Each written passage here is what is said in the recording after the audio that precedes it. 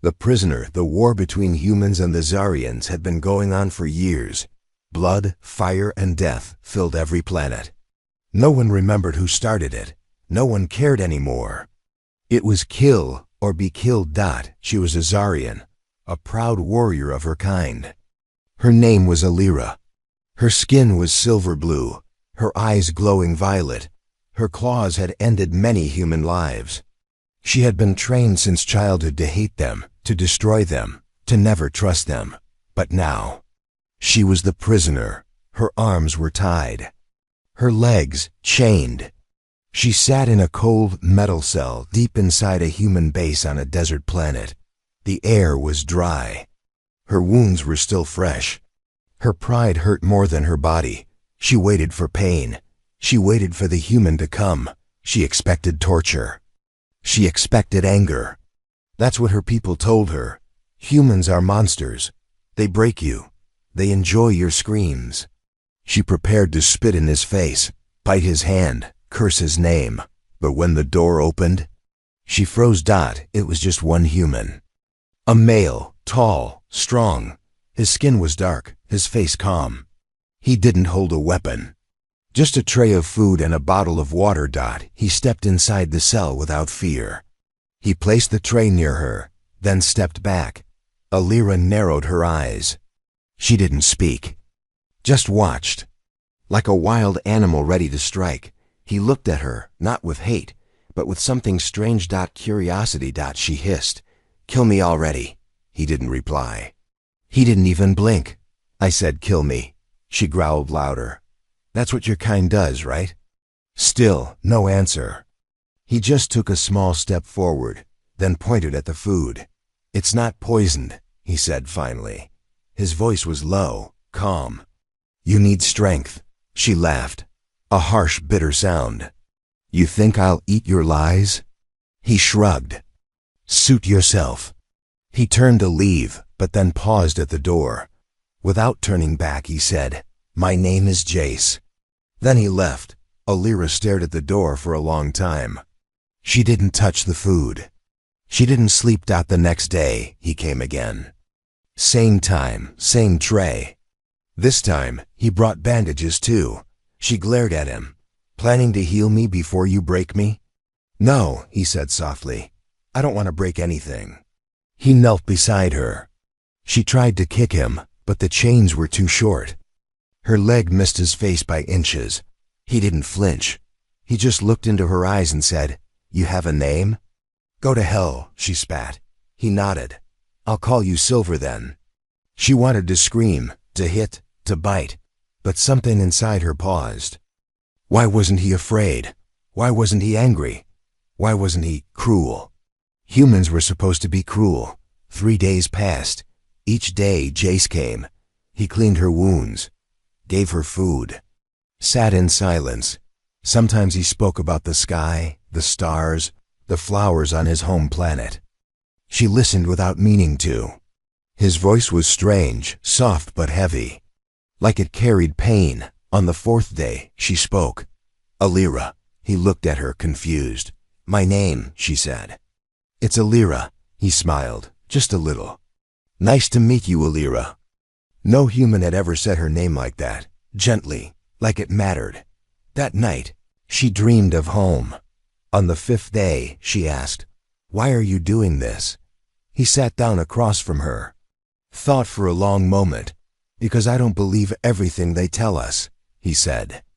"I saw you fight. You were brave. You didn't run. That's not a monster, that's a soldier." "No," she whispered. "I was raised to be a killer." "And now?" he asked. She didn't answer. She looked at her hands, at the bandages he wrapped, at the food he brought, at the soft warmth slowly growing inside her chest. Fear, confusion, curiosity, maybe something else. Then she looked at him again.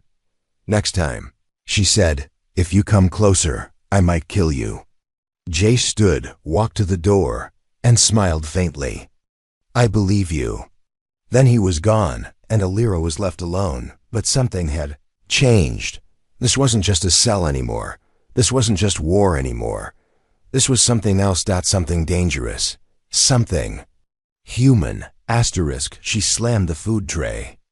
Across the floor, again metal echoed loudly in the small cold cell. The human stood outside the door, watching silently. His arms were crossed, and his eyes steady. He didn't speak, he didn't move. Illyra growled in anger. Why did he keep coming? Why? Didn't he punish her? She threw words like weapons. You are weak, you are a coward, you are a fool. But he never responded with hate, only silence. On the 5th day he entered without the tray, just a cup of warm water in his hand.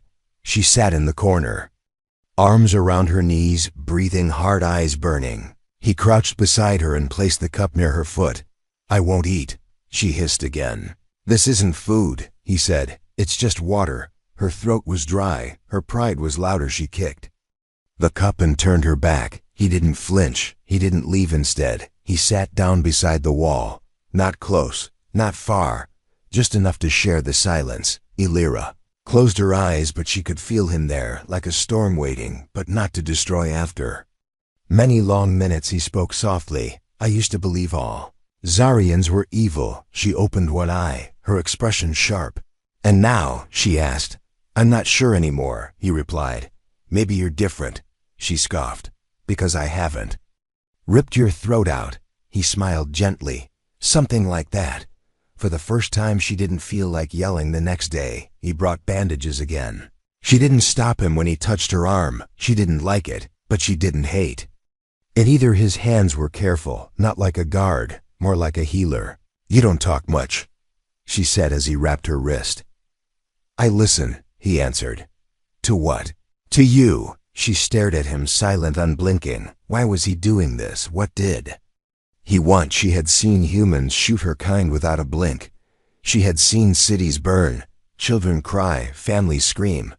And yet this one sat here, washing her wounds, saying nothing. Are you broken? She asked. No, he said. I'm tired. Tired.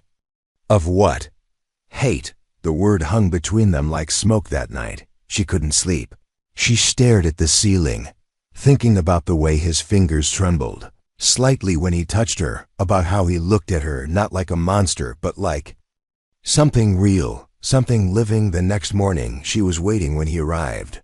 Still tied, still bruised, but watching. He set down food again. She didn't touch it. Do humans eat their own lies? She asked. He raised an eyebrow. What do you mean? You feed me, heal me, speak soft, but you will still put a bullet in me when your orders change. He leaned back slowly. No, if they order me to kill you, I won't do it. Then they'll kill you. Maybe. She looked at him hard. For once he looked back without blinking. You are a strange man. Jace, she said. You are a strange woman. Illyra, he replied. For the first time she laughed, only a little, but real. He looked surprised, then smiled wide and honest. The next day, she spoke first. What do humans dream of? He sat down slowly, took a long breath. Peace, stars, family. Sometimes flying. Zarians dream of storms, she said. And fire. Why fire? Because we believe fire is strength. Jace nodded. Maybe it is, but sometimes it just burns everything down. Illyra was quiet for a while, then asked, what if I had killed you when I was free? I was ready, but not afraid. No, not afraid. Why? Because I saw your eyes when they tied. You weren't scared either. You were proud, but not cruel. She looked away. That strange warmth in her chest again. Not fear, not anger, something new, something dangerous. Next time he brought food, she ate. I didn't say a word, just sat quietly as she chewed that night. She sat close to the cell bars. He leaned on the other side. No chains, no fighting, just two people, breathing in the same silence. And for the first time since the war began, Illyra felt something crack, not her bones, not her pride, something softer and far more dangerous. She was screaming when he entered the room. Her voice was sharp like a broken blade. Her body twisted under the thin blanket, her hands pulled against invisible chains, eyes closed, face soaked with sweat. She was trapped inside a nightmare. Jace rushed to her side. No weapons, no armor, just concern written on his tired face. Illyra woke as his hand touched her shoulder. She grabbed his wrist in a flash. sharp claws brushing his skin, one breath away from drawing blood, but she stopped, just stared at him, chest rising fast, eyes wide with something unfamiliar. He didn't move, didn't pull back, just let her hold his wrist. Waiting, breathing, she let go slowly, looked away. It was a dream, she whispered. What did you see? He asked. Fire, my home, my brother. Her voice cracked as she spoke, the words heavy with pain, with memory. She sat up and buried her face in her hands. He didn't speak, he just sat near the bars, close, but not close enough to make her feel trapped. Time passed heavy and slow. She looked up, her voice quiet but steady. Why do you keep coming back? Jace leaned against the wall, eyes soft. I don't know, maybe because you're not like the others. She laughed once, but it was dry and bitter. I killed your people. I would kill you if I had the chance. I was born to destroy you. But you didn't, he said. Not yet. He looked at her hands, shaking not from rage, but from something else. Do you hate me? She asked suddenly. He thought for a moment, then shook his head. No, I don't think I do. I think I'm trying to understand you. No one understands me, not even my own kind. I was always different, too quiet, too curious. I asked too many questions. I like questions, Jay said. She looked at him again, really looked, the lines on his face, the way his eyes didn't match his words, so kind, but hiding something deeper. You've lost someone, she said. He nodded. My sister, she was a medic. She tried to help a Zarian child during a raid. She was shot from behind. Alira said nothing. Pain met pain in silence. They sat in the cell as if the war was far away, as if the galaxy had paused. The next day, Jace brought her something different. Not food, not water, but a small square, a folded paper, a drawing. She opened it, her fingers slow and careful. It showed stars, a mountain and a woman standing at the edge, alone but proud. Who is she? Alira asked. You, how I see you. She looked at the drawing for a long time. Her lips moved, but no words came. She folded it, placed it beside her like a sacred thing. Do you dream of me? She asked. Jace didn't answer right away. Sometimes, not always clear, but I see your eyes. They follow me even when I sleep. She turned her head away, afraid he might see the storm building inside her that night. The nightmare didn't return. Instead, she saw light, a memory, or maybe a future, a path, and someone walking beside her. When she woke, she was already waiting at the bars, looking at the door. When it opened, she smiled just a little. Good morning, Jace, she said. He blinked, then smiled back. The smile stayed, hung in the space between them like a bridge made of fire and hope. She reached through the bars, touched his hand. No chains this time. No force, just fingers meeting fingers, and in that touch was something not spoken, not yet love, not yet peace, but something alive, and it was more dangerous than war, more powerful than fear. It was the beginning of something. Neither of them had words for something strange, something human, something worth everything. Asterisk. The wind outside howled like a dying machine. Sand blew through the cracks of the base walls. The desert beyond stretched endless and cruel. Inside the cell, everything was quiet. Too quiet. Alira paced slowly, chains still on her ankles, but her mind moved faster than ever. Something was wrong. She felt it, a shift in the air, a whisper in the silence. Was Leahy. He had never been late before, not even once. She sat down, but her claws tapped against the floor. Tap, tap, tap. Then the door opened fast. He entered without food, without water, without his usual calm. His face was tight, his eyes sharp. She stood quickly. What is it? She asked. Tell me. He looked around the cell, checked the corners, lowered his voice. They are moving you tomorrow, out of this base to Sector 9. She blinked, then narrowed her eyes. What is Sector 9? He didn't answer right away. His jaw clenched. It's where they take prisoners who are never seen again. Alira felt her stomach twist. So this was it. The end. She stepped back, muscles tense, claws ready. Why? Tell me. Why? Warn me. Sasa stepped closer. Because I can't let them do that to you. You're one of them, she said coldly. Not anymore, not after you. She stared at him. The silence between them now heavy, not with fear, but something deeper. She asked again. Why me? Because I see you, because I know you're more than what they say, because I care. Her Breath caught in her throat. That word care, it hit harder than any weapon. What's the plan? He reached into his pocket, pulled out a small object, sleek metal, a magnetic key. This will unlock your cuffs, only for 30 seconds. But enough to move. She took it, held it tight. You risk death for me. No, you're insane. Maybe or maybe I'd believe in something again. She laughed once, soft, almost sad. When tomorrow early shift change, I'll leave the gate open. There's a tunnel under the west wing, old and dusty, but still leads outside. About cameras have looped the feed, but only for 5 minutes. After that, they'll see everything. Then we run together. He looked at her with something that was not quite love. Not yet, but closer than hate, closer than fear. I'm not doing this for freedom, she said. Then why? Because for the first time someone saw me and didn't flinch. That's enough reason. He gave a small nod, then handed her a cloth. Wrap the key, hide it inside your bandage. They won't check twice. She wrapped it tight, heart pounding. They stood in silence, both aware this could be the last time they spoke. If I die, she said, make it quick. You won't die. How do you know? Because I'll be there. They didn't touch, not yet, but their eyes met, and that was enough. The next morning came like a knife. Cold, sudden, sharp. 2 guards entered the cell, hands on weapons. Alira lowered her head, pretending to obey. One of them whispered, "Why isn't she cuffed tighter?" The other shrugged. Orders from above. Jace's work. They pulled her forward. She limped slightly, not from pain, but timing. As they reached the hallway corner, she pressed the hidden key into the cuffs. A click, a hum, then release her arms free. Legs moving fast. She struck one guard in the throat, spun, clawed the second across the chest. Both fell without a sound. Jace was already at the tunnel door. He opened it. She ran to him, breathing heavy, blood on her arms, but eyes clear. You came, I said I would. They ran down the tunnel. Footsteps echoing like drumbeats. Lights flickered above. Dust choked the air. Behind them, sirens began to scream. Too late.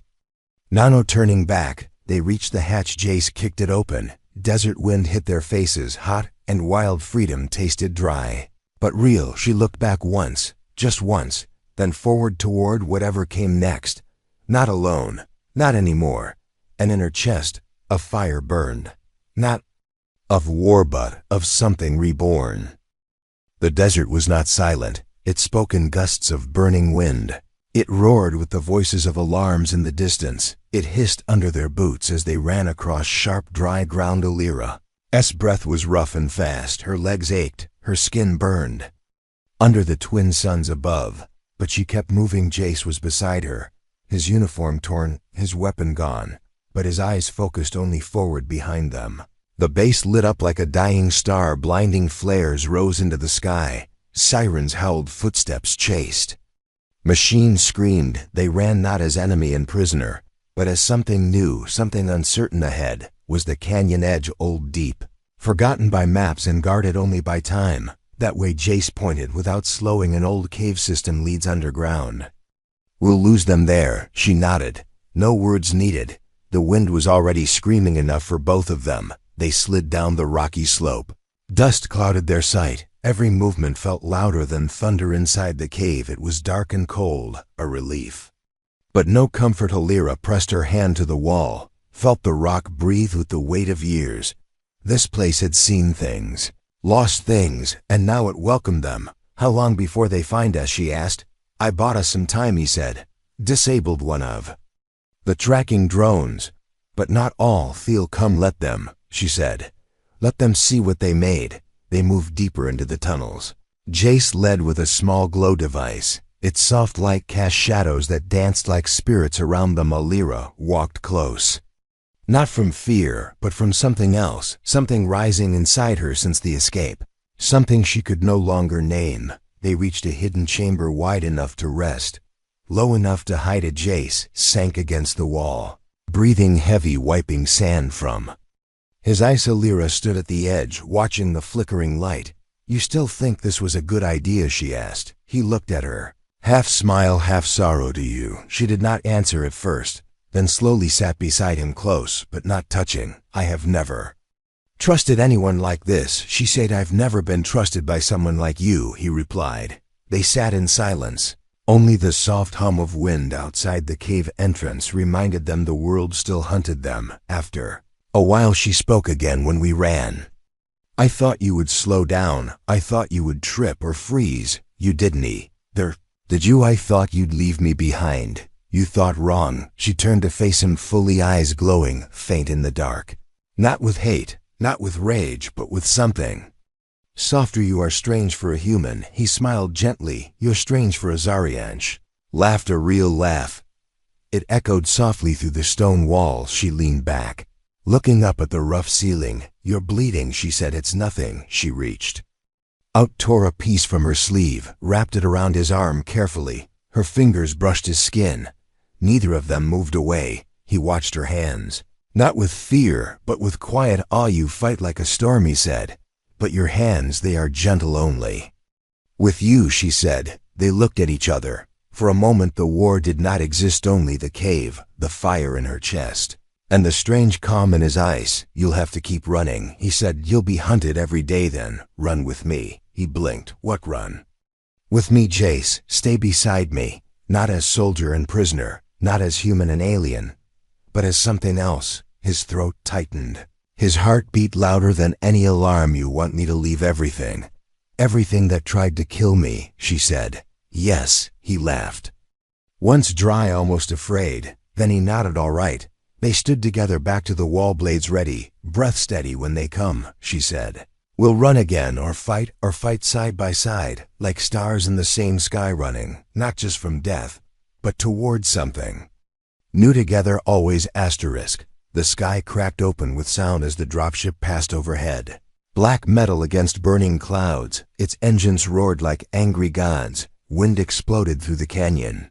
Loose sand rose like ghosts. Illyra crouched low behind the rock wall, Jace beside her, his breath steady, but eyes sharp. Their escape was no longer a secret. They found us, he said. She nodded. We knew they would. From the top ridge, another ship appeared. But this one flew without sound, without light. It hovered, then landed on the cliff. Zirian markings covered its surface, dark symbols, sharp lines. Ancient and proud. My people, Illyra whispered. The ship opened slowly. A ramp extended. From its belly stepped 3 figures. Their armor matched hers, but their faces were colder, harder. The lead warrior raised a weapon and shouted her name. Illyra, you are ordered to return. Now just stepped slightly forward, but Illyra stopped him with a hand. Let me speak, she said. She walked out from cover, hands raised, not in surrender, but in control. The lead warrior stared at her, his voice filled with rage. You left your post. You ran with the enemy. You betrayed your blood. He is not the enemy, Illyra said. He is the reason I'm alive. He is the reason I believe something else is possible. You believe lies, the warrior growled. You believe weakness. You believe in a species that kills children in the dark. They are not all the same, she said. I was taught to hate without knowing why. But now I see the truth in his actions, not in your orders. Another warrior stepped forward, a female slightly younger, her voice more calm. What do you want from us? Illyra, I want a choice. I want to live beyond fear. I want peace. And I want him safe. Jace came beside her now, standing close. His presence quiet, but unshaken. The wind pressed against them, their shadows long on the stone. Lead warrior lifted his weapon. Then die with your pet. Illyra reached for her blade, but the second warrior raised a hand. Wait. She looked at Jace, then back at Illyra. Should we trust him? Because he trusted me, Illyra said. When I was weak, when I was angry, when I wanted to kill. He sat beside me, fed me, healed me, listened. The second warrior looked at Jace. Do you know what it means to walk beside? Azurani, no, it means I will never walk back. The two sides stood, each ready to end the other. Then the third warrior, silent until now, raised a hand device. A light blinked. A small drone lifted from his shoulder. It hovered, watched, recorded everything. Spoke only one sentence. The galaxy must see this. The drone rose into the sky, fast, free, broadcasting the scene to every satellite, every station, every screen. A Zarian and a human standing side by side, not as enemies, not as prey and predator, but as something unknown. The lead warrior screamed in fury. You fool, they will hunt us all. Now let them, Illyra said. We are already hunted. Might as well be hunted for truth. From the distance, engines roared again. Human ships approaching fast. Heavy. Jace turned to Alira. We must move. The second warrior nodded. Take the tunnel under the North Cliff old mining route. It will take you far. The lead warrior threw his weapon down. You are not Zarian anymore then. What am I? Alira asked. She took Jace's hand, held it tight. You are between two worlds now, the second warrior said. But maybe you can build a new one. They ran together toward the tunnel, steps sure, hearts uncertain. But their direction clear behind them. The drone flew higher, its signal reaching planets and stations and broken colonies. People watched in silence, some in anger, some in fear, but many in hope. A message spreading without permission, without filter. An image. Two figures, one blue, one brown, hands joined, running, not from each other, but with each other. And somewhere deep in space, where war had lived too long, something began to change.